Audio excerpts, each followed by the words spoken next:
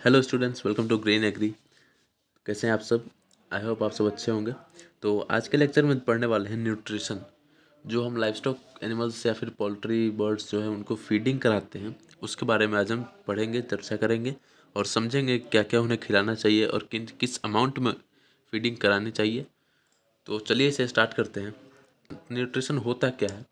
तो न्यूट्रिशन में different chemical reactions और फिजियोलॉजिकल प्रोसेसेस होते हैं जो कि फूड को हमारे बॉडी टिश्यूज़ में ट्रांसफॉर्म करते हैं। बेसिकली यही न्यूट्रिशन का काम होता है। Nutrition involves various chemical reaction and physiological process which transforms food into body tissues. ठीक है। Nutrition involves ingestion, digestion and absorption. इसमें तीन प्रोसेस होते हैं। जब आप खाना खाते हैं, फिर आपका खाना डाइजेस्ट होता है और उसको एब्जॉर्ब करता है। ये तीन प्रोसेसेस है न्यूट्रिशन में। फिर एक आता है टर्म फादर ऑफ न्यूट्रिशन। तो ये बोला, फादर ऑफ न्यूट्रिशन बोला जाता है एंटोइन लेवोजियर को। ये चीज़ हो गया। अब आते हैं अपना फीड पे, जो कि मेन टॉपिक हमारा है। पहला है कॉन्सेंट्रेट और दूसरा होता है रफेजेस। तो कॉन्सेंट्रेट क्या होता है और रफेजेस क्या होता है, इन दोनों को समझते हैं। तो इसमें 10% मॉइस्चर होता है और 90% ड्राई मैटर होता है। जबकि रफेजेस में dry powder 10% moisture and 90% dry matter होता है। फिर ग्रीन पाउडर 80 to 90% एंड 10% होता है इसमें ड्राई मैटर। ठीक है। सेकेंड ये है कि कॉन्सेंट्रेट फीड जो होता है वो हाईली डाइजेस्टिबल होता है और रफेजेस जो होता है वो इसके कंपैरिजन में लेस डाइजेस्टिबल होता है। थर्ड हो गया crude fibre less than 18%। Concentrate feed में जो क्रूड फाइबर होता है वो 18% से कम होता है और इसमें जो क्रूड फाइबर है 18% से ज़्यादा होता है। अगला पॉइंट है न्यूट्रिटिव वैल्यू या फिर unit mass is high, but इसमें यूनिट मास लो होता है। ये नेचर में कॉम्पैक्ट होता है और ये नेचर से बल्की होता है। तो ये चीज़ हो गया हमारे कॉन्सेंट्रेट फीड और रफेजेस। इससे आगे बढ़ते हैं। अब आता है classification feed and fodder. Feed और फॉडर का जो है उसका जनरल क्लासिफिकेशन आता है। उसे तीन टाइप में क्लासीफाई किया गया है: roughages, concentrate and additive. Roughages के दो टाइप होते हैं, ड्राई रफेजेस और ग्रीन रफेजेस। ड्राई रफेजेस में आता है स्ट्रॉ, हे एक्सेट्रा। ग्रीन रफेजेस में आता है सकलेंट। कॉन्सेंट्रेट में आता है एनिमल सोर्स और वेजिटेबल सोर्स। एनिमल सोर्स में आ जाएगा आपका मीट और वेजिटेबल सोर्स में आ जाएगा आपका, दो टाइप इसका होगा, कार्बोनेसियस और प्रोटीनेसियस। इसमें आ जाएगा मेज, ज्वार, बार्ले एक्सेट्रा। एंड इसमें आ जाएगा ग्राउंडनट केक, कोकोनट केक, जिसमें प्रोटीन ज़्यादा हो। थर्ड क्लासिफिकेशन था एडिटिव। तो इसको भी चार चार क्लासिफिकेशन इसके भी है: antibiotic, hormonal, mineral supplement and vitamin vitamin supplement. ठीक है। तो ये सारी चीज़ें, ये पूरा फ्लो चार्ट क्या है, ये चीज़ को हम आगे समझते हैं। अब देखो, आप यहाँ पर सबसे पहले रफेजेस दिया था। तो रफेजेस क्या होता है मैंने आपको पहले भी समझाया, बट यहाँ पर फिर से ऊपर ऊपर से समझा देता हूँ।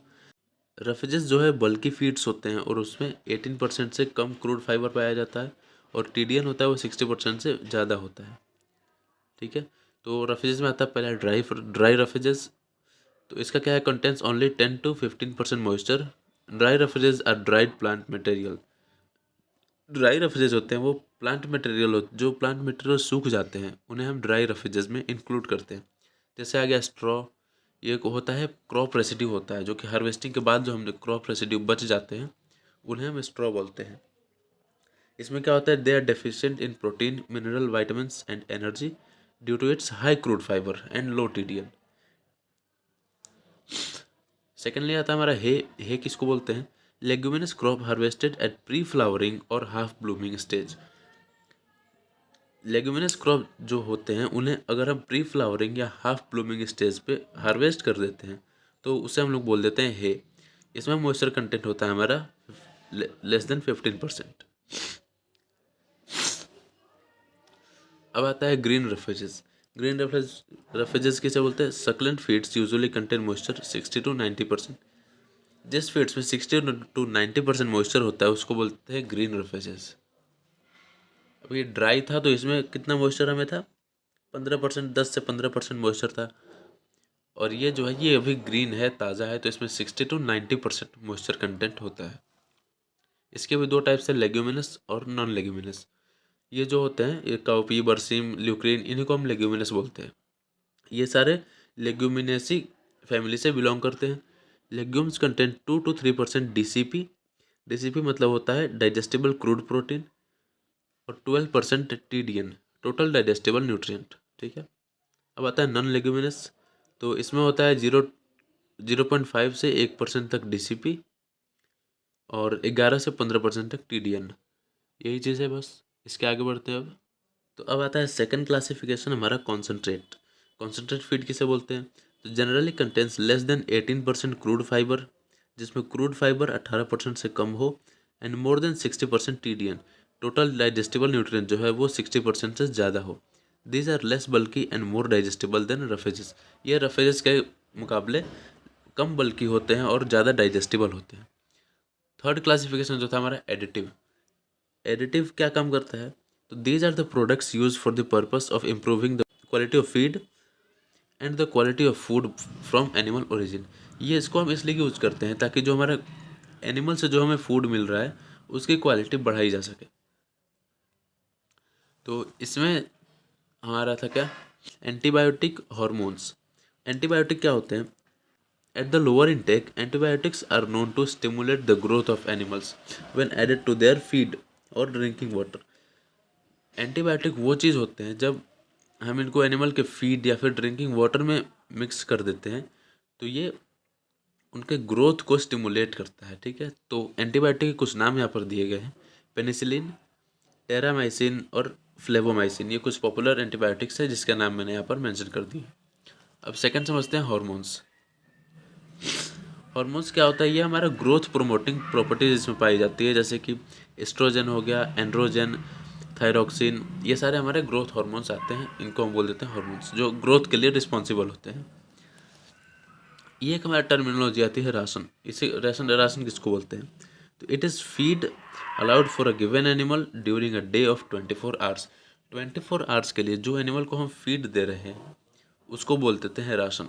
ठीक है, अब नेक्स्ट हम समझेंगे पोल्ट्री की फीडिंग। ये हमारी लाइफ स्टॉक की फीडिंग थी, अभी पोल्ट्री की फीडिंग हम समझने वाले हैं। तो ये रहा हमारा nutrient requirement of poultry. Poultry को कैसे फीड कराएं, हम क्या क्या फीड कराना चाहिए वो समझ लेते थोड़ा। तो poultry feed is composed of, poultry feed में ये सारी चीज़ें होनी चाहिए। 60 to 65% एनर्जी होना चाहिए, 30 to 35% प्रोटीन सोर्स होना चाहिए, और 2 to 8% मिनरल सोर्स होना चाहिए। और इन सारी चीज़ों में वाटर रहना चाहिए, वो कंपलसरी है। ठीक है, और यहाँ पे एक इम्पॉर्टेंट पॉइंट लिखा हुआ है, वाटर फीड रेशियो जो है वो 2.2:1 होता है। एनर्जी सोर्स में क्या क्या आ जाएगा? एनर्जी सोर्स के लिए होता है, हम देते हैं yellow maize, millets, sorghum, rice, and the energy material constitutes 50% of the ration. जो 24 घंटे का हमारा राशन था उसमें 50% जो है वो एनर्जी सोर्स के ये सारी चीज़ें मिली होनी चाहिए। सेकंड आता है हमारा प्रोटीन। प्रोटीन में क्या है, उसको फीड करा सकते हैं।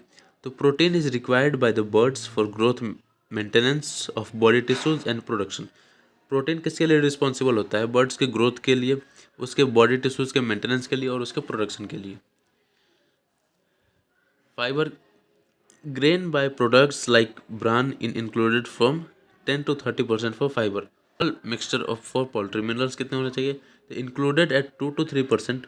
It is available to use salt free mineral mixture because fish meal is available in our country is salted. तो ये था हमारा फीडिंग। तो वीडियो अच्छी लगी तो वीडियो को लाइक करें और अपने दोस्तों के साथ भी शेयर करें, और इसी तरह की वीडियोस देखने के लिए हमारे चैनल को सब्सक्राइब कर दें।